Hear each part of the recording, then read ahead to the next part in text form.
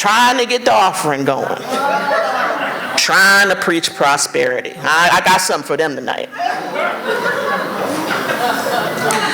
If we are going to have a vision for where we need to go, we're going to have a vision for November 9th, the day after the election. Because, see, you all are concerned with the election. It ain't election day. It's the day after. Because whatever the outcome is, it's going to be hell for us. And it doesn't matter. The other thing you have to realize right now is that you're here trying to study, you've got ministry going, but all of the trends are showing that the nuns are rising. That there are people who don't want to be associated with the church anymore. They're just spiritual, not religious, like Robert Bella used to talk about. Or they're not even religious at all. They don't care. So what we need to do is to move forward. But before we can move forward, you need to see some real truth about how the black church has been taken into captivity. Let me say it again, how the black church has been taken into captivity. Because in the Hebrew Bible, we talk about when the Israelites are taken into captivity. How am I going to sing the Lord's song in a strange land? But I'm not talking about slavery, because we're supposed to be free. I'm talking about the captivity that comes from bowing down to this racist God. I'm talking about the captivity that allows people's voices to remain silent. I'm talking about the captivity that has happened because we have fallen into the system. We tend to think about white supremacy as something that white people think about. But I need to tell you that people of color buy into it too. You start to think about, oh, white supremacy is that thing over there because they feel uncomfortable because it's people of color all around and the immigrants are growing and blah, blah, blah. No. You've bought into white supremacy and you've bought into America's racist God because that's where the comfort is. This God provides you stability. This God tells you how to act. This God wants to make your economic situation better. And so now, when you hear the distant voices calling for justice, when you hear people on Fox News and other places turn Martin Luther King into Santa Claus, because he's Santa Claus now, y'all, I hate to tell you. Because he has no power. Because white people and Republicans can call on him now and say, oh, how wonderful this is. He was for nonviolence. One of the great memes that's going around right now is that every time there's a Black Lives Matter protest, they put up a thing with King and a whole bunch of people walking down the street. It's probably Selma or something. And they say, why can't you protest like this? Why are they saying that? Because in their mind, those protests were quiet. They were nonviolent. They had suits on. They were respectable Negroes. And some of y'all in these churches telling people they got to look like that today. And ain't nothing getting done. But it's really more than that. This is a ploy. And the ploy is to get churches to silence protest. One of the things that happened during the Ferguson uprising was that you saw policemen praying every night before they started dragging out the tanks, shooting all of the gas on everybody, the tear gas. And who was there in front praying with them? Captain Ronald Johnson, African-American man. I love God so much. Johnson served as both the face of law enforcement and the face of the black preachers silencing protest. He even had people shot on the other side who were pastors, like Renita Lampkin and others who had come out with the protesters to just pray. And so here we have these two sides in Ferguson. We have the one side where you got the praying police, and you've got the pastors on the other side with the people who are trying to protest an unjust killing. But I want to tell you that I think it goes back even further, and I want to go back to a moment that you all know very well, but I think was the moment that the black church actually died. It's not the Eddie Glaude moment, Because Eddie didn't get that in the right way, although I really kind of agree with him now that we're in 2016. I want a resurrection. But until we get a resurrection, we got to go back to what happened. And what happened was in the latter part of March 2008, in April of 2008. You probably remember it. Some of you probably seen him. Jeremiah Wright. Jeremiah Wright was one of the last kind of preachers of the prophetic voice we had in this country. If you listen to his sermons sounded like what people used to preach in the 50s and 60s and 70s before we all got co-opted by prosperity. Before we got co-opted by we need a man and we need to get married. Okay? Y'all, you know what I'm talking about. Don't try to act like you don't know. Because some of y'all got her tapes. Still. Yeah, I'm going to hurt everybody tonight. When the tape came out with Jeremiah Wright saying, "God damn America hit a loop," it was taken out of context of the sermon that he did, which was a Jeremiad. And if you don't know, if you haven't had American religious history or something, a Jeremiad is a lament. It's a lament about the country. And what he was saying was that America had done so many bad things that God damned America. But you see, that voice wasn't a voice that people even recognized anymore. Even white people who were back in the 50s and 60s would recognize that voice. They knew that kind of preaching. Black people knew that, everybody knew that kind of preaching. But we couldn't hear it in the midst of an election for the first black president. So what happens? Obama repudiates his pastor. And then puts in a race speech that really isn't a race speech, but that's a whole nother conversation. But that kills that moment. That's the moment. By making Obama repudiate Jeremiah Wright, he also repudiated the black church. Now, I know that's not going to go down well because I know some of y'all love the president. But it happened. What it did was it was a moment that disconnected him. It disconnected him from a prophetic tradition. So that every time he came in that church afterwards, it was about, you need to be respectable, you need to be fathers, you need to do all these other things. And so the prophetic, where it had already been dying since the end of the 1960s, got deep sicked by the black president. Who would be the black president? So while you all were like happy that he was singing at Emmanuel AME, Amazing Grace, I just cried.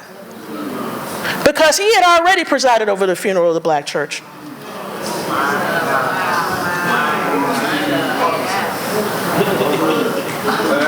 It had died. But that moment opened up something else.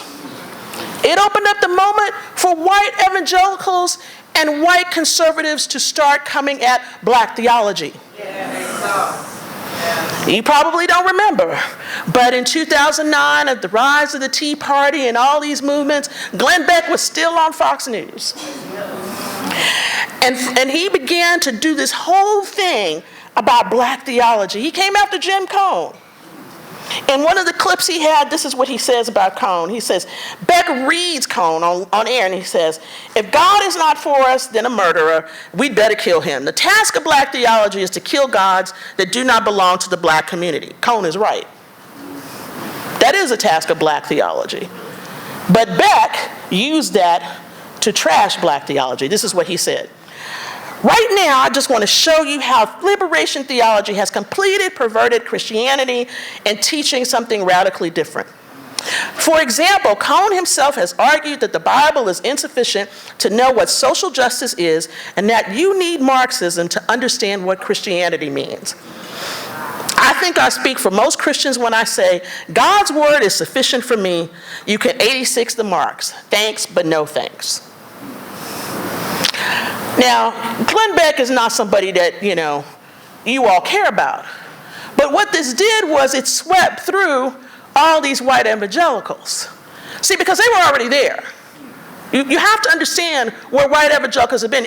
They came into power not just because they cared about abortion or anything. They cared because they didn't want their kids going to school with black people. This happened the last time we had somebody crazy run for president, which was 64 in Goldwater.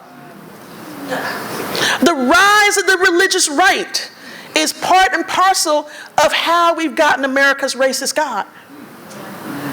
Because their whole program has been about, we got to make sure that these black people do not rise up. We got to make sure that they don't get everything that they're supposed to get. And if they do get it, they're going to get it on our terms. They get it because they need to act like us. They need to sing our worship songs. They need to act like us. They need to homogenize. So when you hear this stuff where people are just saying, can't we all just get along and all lives matter?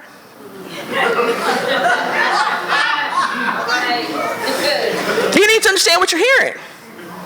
You're hearing this homogenization. They want you to come over to America's racist God. Because if you accept white supremacy, you'll accept everything else they're dishing out. So when Black Lives Matter gets started, it's a moment. It's a moment that challenges what has happened in the last 8 years. It challenged the death of Trayvon Martin to start to think about what is happening. How do our lives matter? This did not start in some Christian place. It started with quick women. It didn't start in a place that was like the black church getting together and doing stuff. Because you know why the black church can't get together? We don't have the organizations anymore. We don't have the connectivity. I just got through teaching about Emmett Till in my class last week.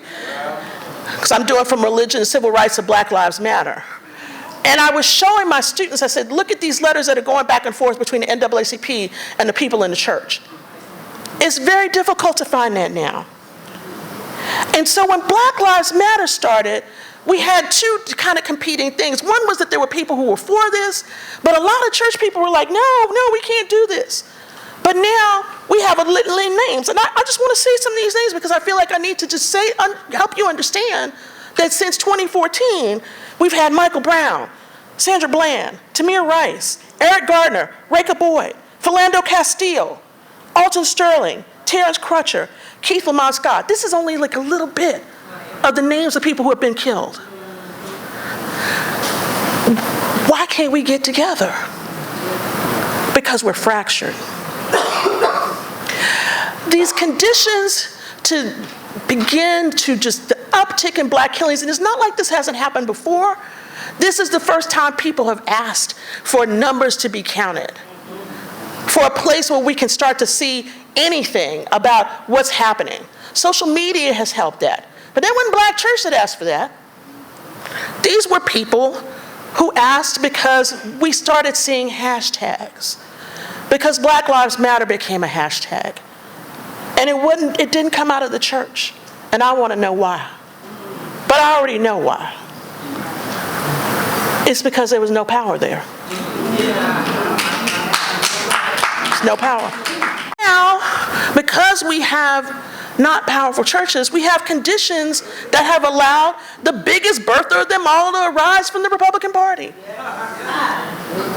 He's running for president. Not only is he running for president, he gets to come in whenever Black church invites him.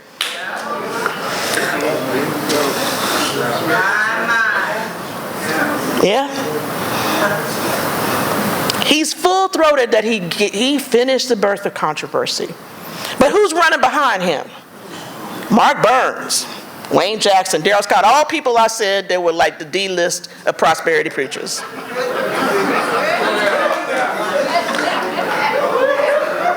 But you see, he already had prosperity preachers. You don't understand, this is just the second unit. He already had Paula White. He already had Creflo. He already had all these people who are the big ministries now. The ones that people watch. You can barely think, you can have a handful of names now of pastors. When you think about what happened in the civil rights movement, when you had all these names, you can't name these same people anymore to be involved. These are people who are involved in their local communities, and I'm glad that they are. But these lowlives are now what the representation of the Black church is to the public. Understand this. The day is gone when you got, pastors of repute coming on CNN and everything else. So these are the guys that they call up. Omarosa.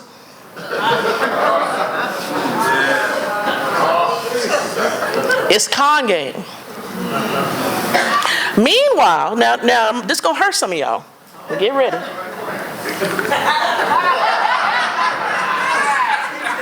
Hillary Clinton been making the rounds of black churches. You don't see this very much, but she knows how to get this. Very smooth about giving the message, hugging everybody. A few little policy things here and there, but you have to go look on her website for the policies. But this is also the person who said, we want to give $1 billion to train the police. Now, what you going to train police for? They're already supposed to have sensitivity training and training in implicit bias. What are you going to give them $1 billion for? They're already armed to the hilt. They're already pulling out, tanks and armored cars and all sorts of stuff on people that don't have anything. They already shooting us. Who is keeping Hillary Clinton accountable? Oh, that was Black Lives Matter. It wasn't the black pastors. Oh, no, because they waiting for their street money. And some of y'all know what I'm talking about. You waiting for your street money.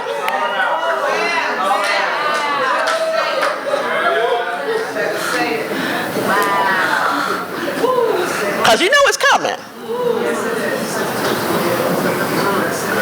You cannot hope to stop what is happening in the streets until you put down this God that you've been worshiping in black churches. You cannot hope to make change in this post-election cycle unless you stand up to the God of white supremacy. Because you see, the black church now is a prop. It's like those things they use in Hollywood for the facade.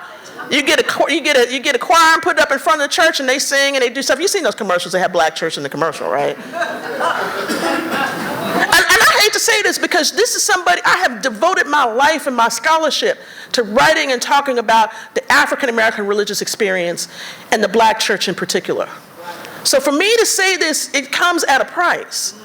Because I need to tell you a story that what happened to me. This was big because the AMEs are never going to invite me back. I'll tell you that right now. So I'm in Mother Bethel in Philadelphia a few months back, celebrating this. It's 200 years. We need to, let's be happy and all this. And I'm not going to name the pastor, but there was a message that he didn't like that day because somebody had talked about homosexuality.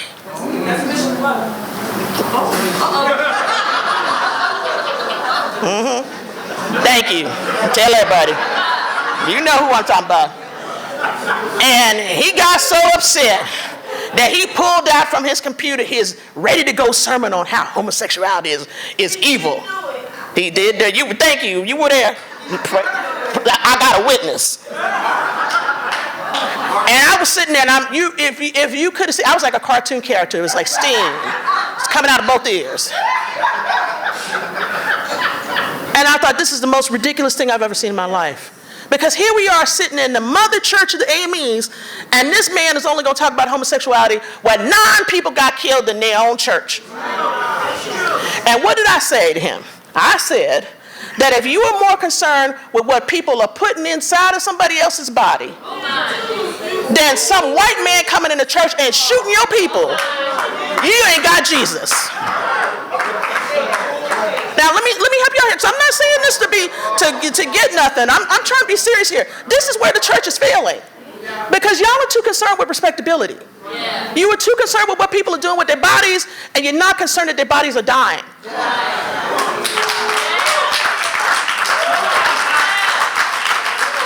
When you have black children at 12 and 13 and 14 being shot by cops because they got a toy gun and a white kid can just be playing with a real damn gun and going to school and shoot a little boy, that just happened last week, but you gonna shoot us because we playing with a toy gun and you more concerned about who's sleeping with who? You got a problem. So see, what I'm talking about in this captivity is the fact that the black church has been captured by the things that white Republican right-wingers who don't care about you have made you think you're supposed to care about. This has never been us. This is not the prophetic role of the black church. And I don't care what your personal feelings are about this, you need to let it go. Today is the day, and I know this is hard for people. It's hard for you to hear this kind of message. But this is the thing that is keeping us from doing the work that we need to do in our cities. It is the thing that is keeping us from being able to confront an evil and unjust system. Because you are more concerned with that speck of sin. That you can't see the larger structural sins all around you. You can't see how you have bowed the knee to this racist God.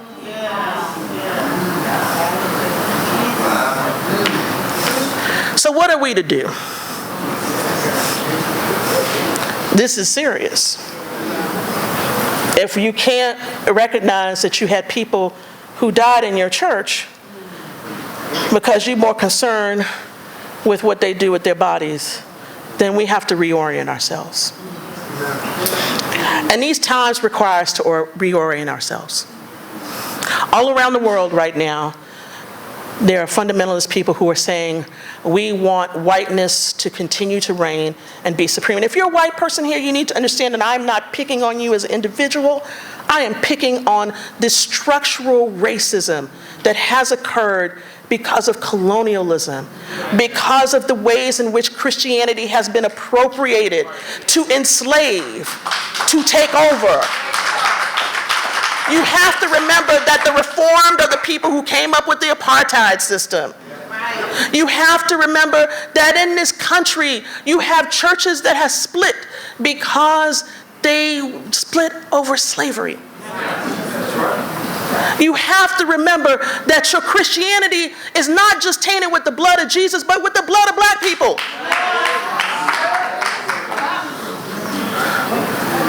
And so I'm calling that into account. I'm not a theologian. I always joke with people and say historians do real work and theologians make it up.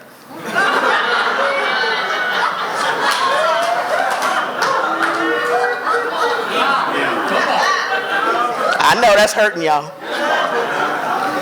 But there's a reason.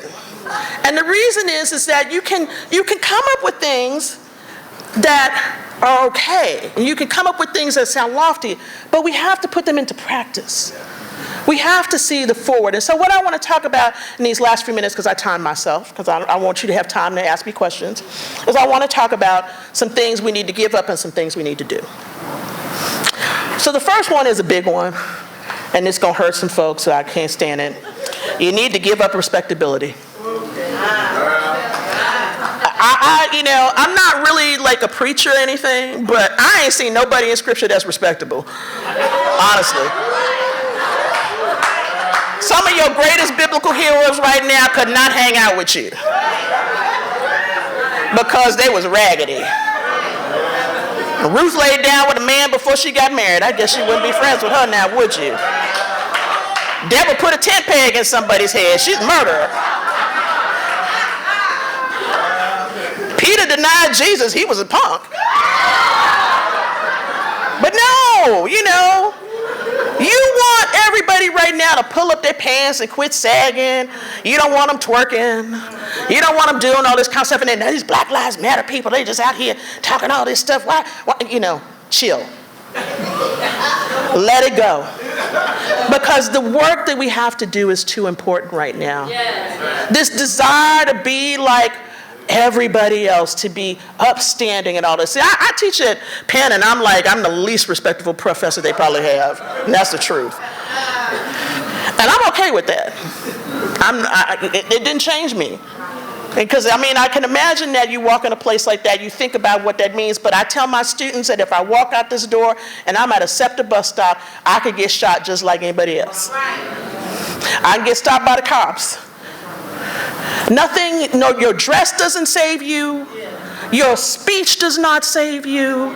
Your churching doesn't save you. In a racist country that we have right now that will not deal with its original sin, how do you think that being respectable is going to save you? Now, I didn't say lose your dignity. But what I'm saying is stop playing the game. Because, see, the respectability game is about keeping you in check.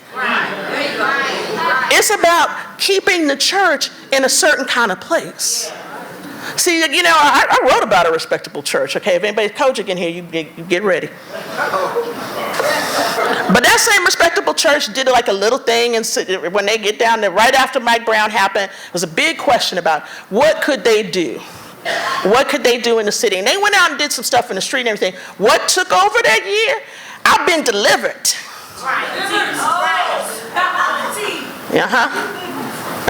Somebody faking they had been delivered to homosexuality. Because